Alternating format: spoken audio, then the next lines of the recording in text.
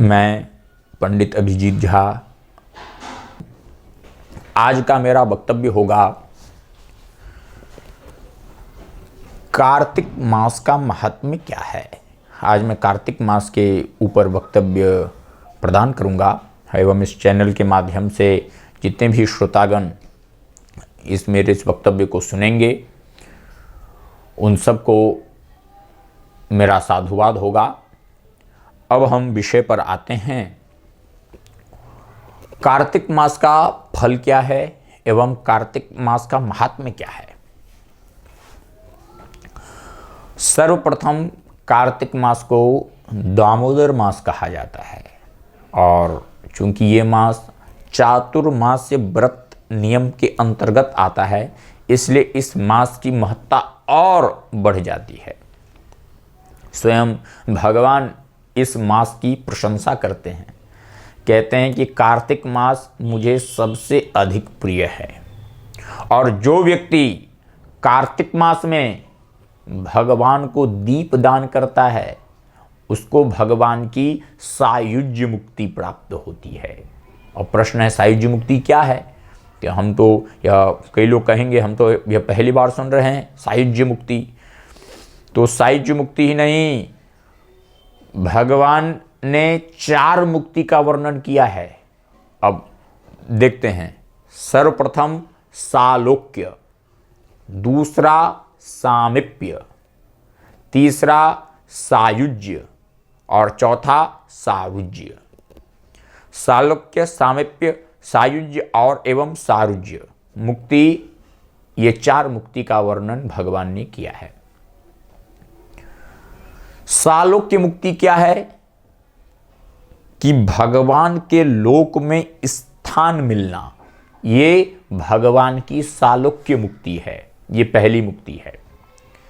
अब इससे और श्रेष्ठ मुक्ति क्या है। सालोक्य, सामीप्य, दूसरी मुक्ति का नाम है सामीप्य, यानी भगवान के समीप स्थान मिलने को कहते हैं सामीप्य मुक्ति। ठीक है। तीसरी मुक्ति क्या है। सारूप्य, सारूप्य यानी भगवान के जैसा रूप मिलना, इसको सारूप्य मुक्ति कहते हैं। और अंतिम चौथी मुक्ति का नाम क्या है। सायुज्य। सायुज्य क्या है कि भगवान के अंदर यानी भगवान में मिल जाने को सायुज्य मुक्ति कहते हैं। जो मनुष्य कार्तिक मास में दीप दान, विष्णु मंदिर में जाकर के दीप दान करता है उसको भगवान की सर्वश्रेष्ठ सायुज्य मुक्ति प्राप्त होती है। ये बात पद्म पुराण में उल्लिखित है।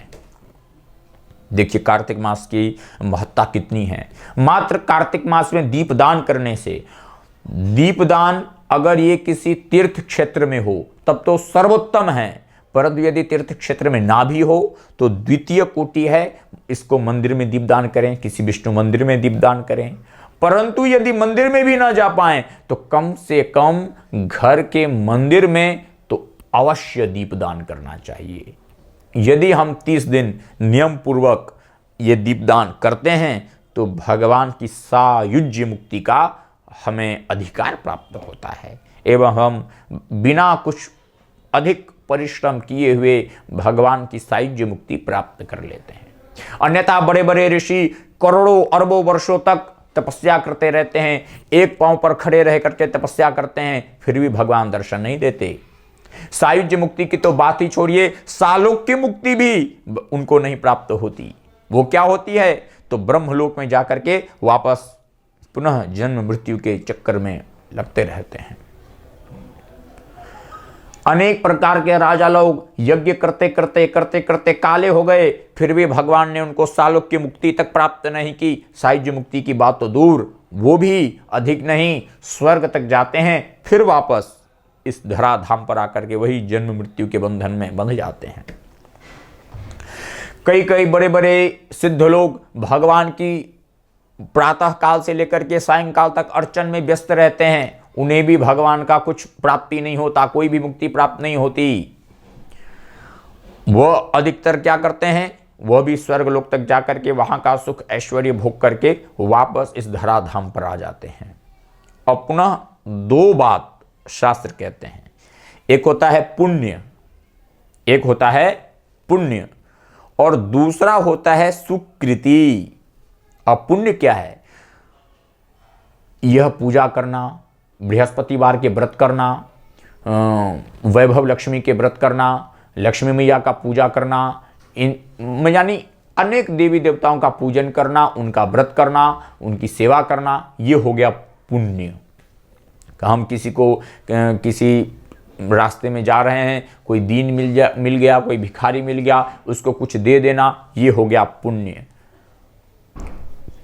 गर्मी के समय में हमने प्याऊ लगवा दिया, गरीबों में कंबल बांट दिया सर्दियों में, ये हो गया पुण्य। लेकिन ये सुकृति नहीं हुई। अब प्रश्न है कि पुण्य और सुकृति में अंतर क्या है? अब संत कहते हैं पुण्य और सुकृति में अंतर यही है कि पुण्य ले जाता है स्वर्ग तक। अब देखिए 14 भुवन का वर्णन बहुत सुंदर क्रमशः भागवत में आया है। हम जो इस भुवन में रहते हैं इसका नाम है मर्त्यलोक। ये पृथ्वी लोक जो है इसका दूसरा नाम है मर्त्यलोक। मर्त्यलोक कहते हैं जो इस संसार में आया है, जो इस पृथ्वी पर आया है, उसको एक ना एक दिन मृत्यु अवश्य प्राप्त होगी, इसलिए इस संसार का, इस पृथ्वी लोक का नाम है मर्त्यलोक। इस पृथ्वी लोक के ऊपर 7 लोक हैं और इस पृथ्वी लोक के नीचे भी 7 लोक हैं। अब सबसे पहले नीचे का वर्णन देखते हैं। नीचे के 7 लोक कौन है? अतल, बितल, सुतल, तलातल, रसातल, महातल एवं पाताल। ये पृथ्वी लोक के नीचे के 7 लोक हैं। अब ऊपर के लोक कौन से हैं? तो भूरलोक, भुवरलोक, स्वर्गलोक, जनलोक, तपोलोक, महरलोक, सत्यलोक। ये ऊपर के 7 लोक हो गए।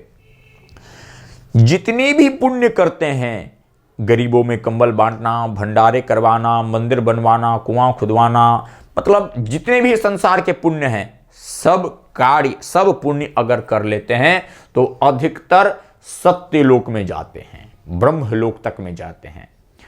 ब्रह्मलोक के बाद, ब्रह्मलोक कहते हैं ब्रह्मा जी का लोक जो होता है, ब्रह्मा जी जहां पर रहते हैं वह है ब्रह्मलोक। ब्रह्मलोक जो है, ब्रह्मलोक के बाद पुण्य वालों की गति नहीं है। पुण्य वाले अधिकतर कहां जाते हैं? जो पाप करते हैं वो तो नरक में जाते ही नहीं जाते हैं। नरक, जो पाप करते हैं उनके लिए 28 नरक हैं, लेकिन जो पुण्य करते हैं उनके लिए 7 लोक हैं। ऊपर के लोक, भूरलोक, भुवरलोक, स्वर्गलोक, महरलोक, जनलोक, तपोलोक, सत्यलोक, ये 7 लोक हैं ऊपर के। तो जो पुण्य करते हैं वो मैक्सिमम, वो ब्रह्मलोक तक, अधिकतम जिसको कहते हैं वो ब्रह्मलोक तक जा सकते हैं। ब्रह्मलोक अर्थात सत्यलोक, ये वहीं तक जा सकते हैं, उसके बाद उनकी गति नहीं है। अब प्रश्न है ब्रह्मलोक के बाद क्या है? ब्रह्मलोक के बाद है विरजा नदी। क्या है? विरजा नदी। उस विरजा नदी के ऊपर है ब्रह्म ज्योति, जिसको जितने भी निराकार लोग हैं, आज के समय में यदि निराकार लोगों की बात करें तो बहुत मिल जाएंगे। द्वैत वेदांत, अद्वैत वेदांत पर चर्चा करने वाले, शास्त्रार्थ करने वाले बहुत हैं। जो पूर्व काल में जो आशुतोष जी महाराज हैं वो भी निराकार के उपासक हैं, ब्रह्म ज्योति के उपासक हैं। ऐसे निराकारवादियों का क्या मानना है? उनका मानना है कि आप जो है भगवान की सत्ता, भगवान साकार रूप में नहीं है, भगवान है निराकार रूप में। यह मानना है निराकारवादियों का, परंतु वास्तविकता में ऐसा नहीं है। वास्तविकता में भगवान जो हैं साकार स्वरूप में ही हैं, परंतु जो भगवान को एक ज्योति मानते हैं, एक प्रकाश मानते हैं, वो उस ब्रह्म ज्योति में मिल जाने को ही मुक्ति कहते हैं। परंतु वास्तविकता क्या है? उस ब्रह्म ज्योति के ऊपर जो है, ब्रह्म ज्योति के ऊपर है कैलाश। जो भगवान शिव को मानते हैं वो उस सदा शिवलोक में जाते हैं। और शिवलोक से भी ऊपर है भगवान का साकेत धाम। जो राम जी के उपासक हैं, जो मर्यादा पुरुषोत्तम श्री राम के उपासक हैं, वो उस साकेत धाम में उनका प्रवेश होता है। एवं जो भगवान विष्णु के उपासक हैं वो उससे ऊपर वैकुंठ धाम में निवास करते हैं। और जो श्री कृष्ण के उपासक हैं वो उससे ऊपर गोलोक धाम में निवास करते हैं। अब यहां पर एक तत्व की बात और है कि श्री कृष्ण एक नहीं है, 3 प्रकार के कृष्ण हैं, 3 कृष्ण हैं। अब उसकी चर्चा किसी और समय अगले वीडियो में करेंगे, परंतु यहां पर अभी ध्यातव्य विषय यह है कि सुकृतिवान जो लोग हैं वो ब्रह्म ज्योति के ऊपर उनका स्थान है। और ब्रह्म ज्योति क्या है? वो तो निराकारवादियों का स्थान है। ब्रह्म ज्योति के बाद जितने लोग हैं वो सब सुकृतियों के लिए है। अब पुण्य और सुकृति में यही अंतर है। पुण्य सिर्फ ब्रह्मलोक तक ले जाएगा, परंतु सुकृति जो है पुनः भगवान के उस गोलोक धाम तक ले जाएगा। पुण्य तो यही हो गया कि किसी को दया कर देना, किसी को दान दक्षिणा इत्यादि भरपूर मात्रा में देना। अब सुकृति क्या है? सुकृति यह है कि भगवान की जो नवधा भक्ति है उसमें से अगर एक भी भक्ति का हम पालन करते हैं वही है सुकृति। भगवान की नवधा भक्ति क्या है? श्रवण, कीर्तन, स्मरण, पाद सेवन, अर्चन, दास्य, सख्य, भक्ति, आत्मनिवेदन। ये जो नवधा भक्ति है, यदि उसमें से एक भी नवधा भक्ति का एक अंग भी हमें प्राप्त हो जाए और उस एक भक्ति से ही हम भगवान की सुकृति को प्राप्त कर सकते हैं। अब सुकृति का कभी विनाश नहीं होता है, एक बात यह भी है, लेकिन पुण्य का विनाश हो जाएगा। पुण्य का विनाश कैसे होगा? तो रामचरितमानस कहते हैं कि स्वर्ग्यौ स्वल्प अंत दुखदाई। यानी पुण्य क्या है? पुण्य हमने अच्छा पैसा कमाया और उसको हमने खर्च कर दिया, लेकिन सुकृति क्या है? सुकृति अनंत, सुकृति अक्षय होती है। सुकृति को हम खर्च नहीं कर सकते, इसलिए ब्रह्म ज्योति के ऊपर स्थान है सुकृतिवान मनुष्यों का। तो उन जो साधु संत यहां तक कहते हैं कि पुण्य जो है ये सोने की जंजीर है और पाप है ये लोहे की जंजीर है। जंजीर दोनों हैं, पुण्य भी जंजीर है और पाप भी जंजीर है। अब पुण्य हम करते हैं तो हम स्वर्ग तक जाएंगे, और स्वर्ग जाने के बाद क्या होगा? तो गोस्वामी बाबा कहते हैं स्वर्ग्यौ स्वल्प, स्वर्ग का भोग क्या है? बहुत थोड़ा है। अब इसका प्रमाण देखते हैं। मान लीजिए जनवरी का समय है, ठीक है, और रात के 10 बजे हम बढ़िया से कंबल तान करके बढ़िया से सोए हैं, और सुबह 3 बजे कोई बढ़िया फ्रिज से निकाल करके ठंडा पानी आए और एक बोतल हमारे चेहरे पर, मुख पर डाल दें, तो कैसा लगेगा? 10 से लेकर के 3 बजे तक जो 5 घंटे का जो सुख है वह है स्वर्ग का सुख। क्या है? स्वर्ग का सुख। लेकिन जो उसके बाद जो पानी डाल दिया, यानी जो उठाने का प्रयास किया, वो क्या है? कि स्वर्ग के भोग से गिरा देना। अब इसको इस तरह से समझ लेते हैं, हमने पुण्य किया, हम स्वर्ग में गए, लेकिन गोस्वामी बाबा ने कहा स्वर्ग स्वल्प। कई लोग कहते हैं ना कि अच्छा दिन कब बीत गया पता नहीं चला। ऐसा ही होता है, स्वर्ग का भोग इतना थोड़ा है, इतना थोड़ा है कि ये कब बीत जाता है ये पता ही नहीं चलता है। और जब हमारे पुण्य का भोग खत्म हो गया तो जो इंद्र जो हैं, इंद्र वापस उस व्यक्ति को पकड़ते हैं और स्वर्ग से नीचे धक्का दे देते हैं और वो पुनः वापस इस पृथ्वी पर जन्म मृत्यु के भव बंधन में फंस जाता है। अब ऐसा कैसे होता है ये हम एक उदाहरण से अभी हम समझ लेते हैं। मान लीजिए हम दुबई गए, ठीक है, वहां पर हमने होटल लिया और होटल में हमने 6 महीना रुकने का हमने उसको पेमेंट किया, फीस दिया। अब 6 महीना बीतने के बाद अगर 1 मिनट भी हम वहां पर रुके तो होटल का मालिक क्या करेगा? उसके सामान को बाहर फेंकवा देगा और उसको धक्का देकर के बाहर निकाल देगा। यही होता है, यही है, ये जो होटल है यही है स्वर्ग। हम यहां पर पुण्य करते हैं, यानी हम पैसा इकट्ठा करते हैं, और पुण्य करने के बाद हम कहां पर जाएंगे? स्वर्ग जाएंगे। यहां पर बात सही है, इंद्र उसका स्वागत करेंगे, ठीक है। और हम स्वर्ग का भोग भोगने के बाद जब हमारा वो पुण्य समाप्त हो जाएगा, तब इंद्र वापस उस होटल के मालिक की तरह हमें स्वर्ग से धक्का दे देंगे। अंत क्या होगा? अंत होगा दुखदाई। गोस्वामी बाबा कितना सुंदर कहते हैं, स्वर्ग्यौ स्वल्प अंत दुखदाई। स्वर्ग का भोग बहुत थोड़ा है, लेकिन अंत में क्या है? दुखदाई है, दुख प्रदान करने वाला है। तो सन्यासी साधु संत कहते हैं पुण्य के चक्कर में मत पड़िए। किसके चक्कर में पड़िए? तो सुकृति के चक्कर में पड़िए। सुकृति क्या है?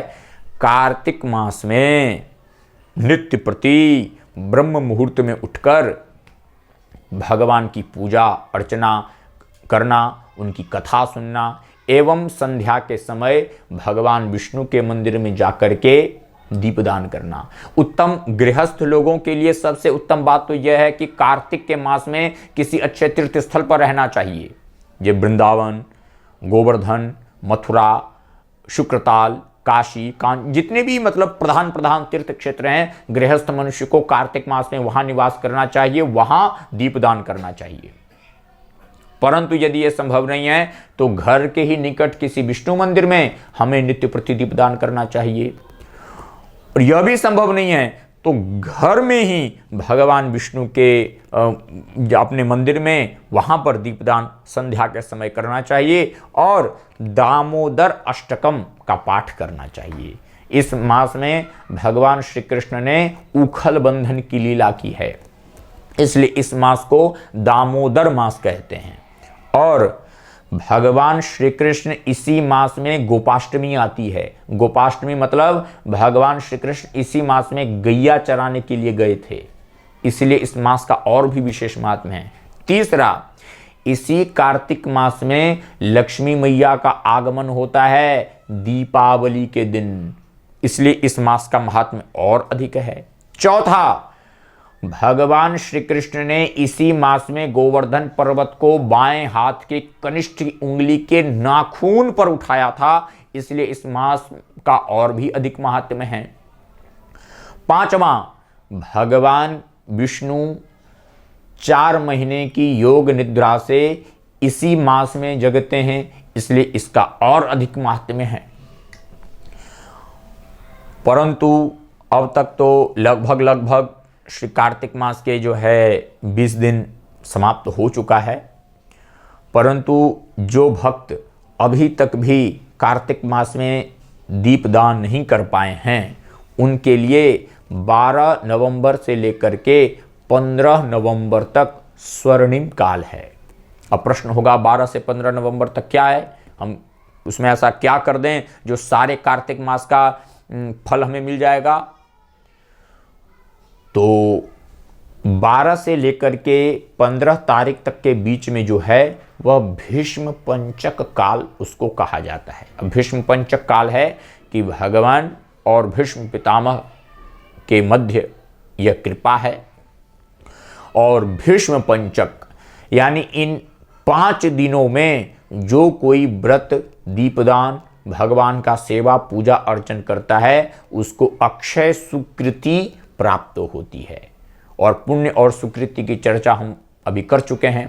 तो इस जो अब तक कार्तिक मास के 25 दिनों तक भगवान की दीपदान पूजा नहीं कर पाए, वो अब आगामी 12 नवंबर से 15 नवंबर तक यह दीपदान करें, दामोदर अष्टकम का पाठ करें एवं नित्य प्रति ब्रह्म मुहूर्त में उठने का नियम बनाएं।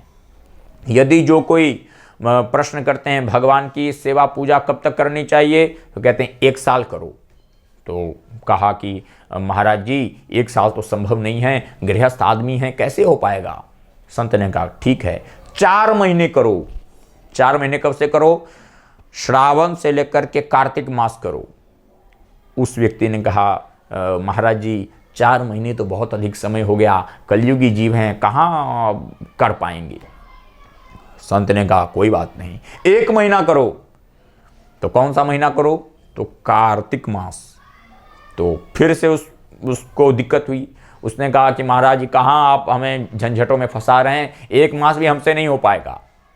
संत ने कहा कोई बात नहीं, 5 दिन तो कर सकते हो। जो भीष्म पंचक है, कार्तिक मास के शुक्ल पक्ष की एकादशी से पूर्णमासी तक का जो समय है, जो 5 दिन का जो समय है, उसमें व्रत नियम पालन करो। उसने कहा महाराज ये भी चलिए कठिनता से, बहुत कठिनता से हम कर तो लेंगे, परंतु संभव नहीं दिख रहा। तो उसने कहा कि बस तो अब तो फिर 1 दिन करो। 1 दिन कब करो? तो कार्तिक मास की पूर्णिमा को तो कम से कम दीपदान, व्रत, पूजा अर्चन करना ही चाहिए। अब देखिए, जितने भी गृहस्थ, हम नहीं कह सकते सबका तो हम नहीं कह सकते, परंतु जो भी भोगी आदमी है, भोग पुरुष है, वो उसी व्यक्ति के जैसा है। एक तो भगवान कहते हैं पूरे 1 साल तक डेली पूजा अर्चन करो, दीपदान करो, दामोदर अष्टकम करो, वो नहीं हो पाएगा। ठीक है 4 महीने करो, वो 4 महीने भी नहीं कर सकता है। 1 महीना करो, उसमें भी उसको प्रॉब्लम है। 5 दिन करो, 5 दिन भी जो नहीं कर पाएगा, वो अगर कार्तिक मास के शुक्ल पक्ष की पूर्णिमासी को दीपदान कर लें। लेकिन कैसे करें? साल में कितने दिन होते हैं? तो 365 दिन। तो कार्तिक मास के शुक्ल पक्ष की पूर्णिमा को जो दीपदान करेगा, उसको 365 बत्ती बनानी होगी, और 365 बत्ती बना के उसको घी में डुबो के रात्रि के समय यानी संध्या के समय उसको भगवान विष्णु के मंदिर में उसको वो दीपदान करना होगा। यानी प्रज्वलित करके भगवान को दिखा करके तुलसी के समीप उसको रखना होगा। यह नियम बताया है। एवं जो कोई पूरे मास, कार्तिक मास दीपदान नहीं कर पाए, वो एकादशी से प्रारंभ करें। एवं 30 दिया, 30 बत्ती, एवं जितने से 1 महीना 1 जोत जल जाए उतना घी, यदि किसी मंदिर में दान कर दें तो उससे भी 1 मास के दीप दान का फल मिल जाएगा। अतः इस दीपदान का, कार्तिक मास का शास्त्र में वर्णन है। इसकी पूरी महात्म का वर्णन करना तो असंभव है। स्वयं ब्रह्मा जी जन्म से लेकर के अब तक भगवान के इस महात्म का वर्णन करते आ रहे हैं, अब तक पूरा नहीं कर पाए। तो हम कहाँ आधे घंटे 45 मिनट में वर्णन कर पाएंगे? तो लगभग इतना वर्णन जो है वो पद्म पुराण में उल्लिखित है, और इतना प्रत्येक मनुष्य को करना चाहिए। भीष्म पंचक, ये जो एकादशी से लेकर के पूर्णमासी पर्यंत जो व्रत है, इसका पालन करना चाहिए। एवं सभी भक्तजन इस चैनल के माध्यम से जो भी मेरे इस वक्तव्य का श्रवण कर रहे हैं, वह सभी भीष्म पंचक व्रत का पालन अवश्य करें। हरे कृष्णा।